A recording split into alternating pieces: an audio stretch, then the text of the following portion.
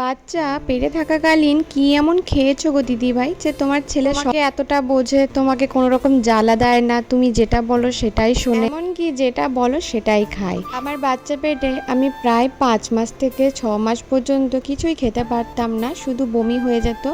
আর ভাত তো একদমই খেতে পারতাম না, কোনো ননভেজও খেতে পারতাম না, যাই খেতাম তাই বমি হয়ে যেত। বলতে পারো জলটা খেলে জলটাও বমি হয়ে যেত।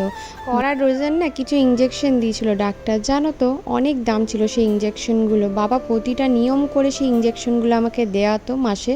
আর আমার প্রথম সন্তান মানে অর্ক সময়ের আগে হয়ে গেছিল, মানে অনেকটাই আগে হয়ে গেছিল বলতে পারো। আর তখন অর্কর ওয়েট হয়েছিল 2 কিলো 700। আর তোমরা যদি ভেবে দেখো 5 মাসের পর থেকে আমি সব খাবার খেতে পারতাম, তাহলে একদমই ভুল ভাবছো। আমি 5 মাসের পর থেকেও কোনো খাবার খেতে পারিনি। আর যেটা আমার বাবা প্রথম থেকে একদম শেষ পর্যন্ত খাইয়েছিল সেটা হচ্ছে ডাবের জল।